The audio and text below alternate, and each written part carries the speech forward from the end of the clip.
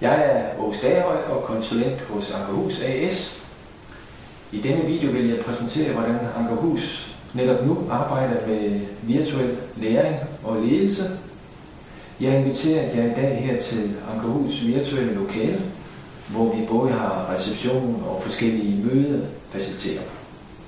I dag har vi også besøg af Inge, som er virtuel designer for Ankerhus, og Birgitte holder kameraet. Birgitte arbejder også med vores præsentationer. Vi befinder os i øjeblikket i et åbent virtuelt auditorium, der er lavet i 3D. Det åbne virtuelle auditorium bruger Ankerhus til gennemførelse af forskellige masterclass, forelæsninger og til andre større virtuelle møder. Vi bruger mindre virtuelle lokaler til gruppearbejde i undervisning og arbejdsmøder i de private virksomheder hos vores kunder.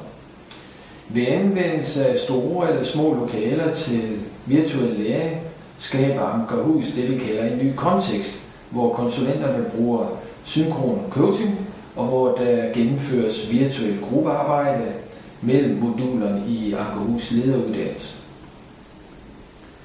Ankerhus forøger den med udnyttelsen af vores eget potentiale væsentligt, fordi vi minimerer spild af rejsetid, og fordi vi optimerer læringsprocessen ved en fleksibel tilrettelæggelse af møderne og undervisningen.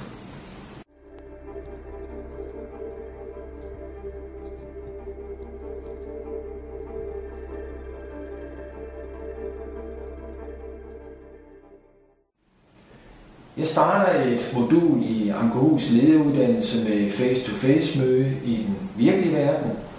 Derefter skal hver deltager hjem og løse personlige opgaver. Samtidig skal deltagerne mødes i virtuelle grupper for at hjælpe og inspirere hinanden til bearbejdning og praktisk anvendelse af det faglige kompendium. Som underviser bliver jeg jævnligt inviteret til de virtuelle gruppemøder for at besvare spørgsmål, der kan bringe både den enkelte leder og gruppen videre i besvarelsen af deres opgaver, som skal færdiggøres inden næste face-to-face møde i den virkelige verden. Her ser vi et virtuelt gruppemøde, der gennemføres med minimal ressourceforbrug, fordi deltagerne sparer både på rejsetiden og rejseomkostningerne.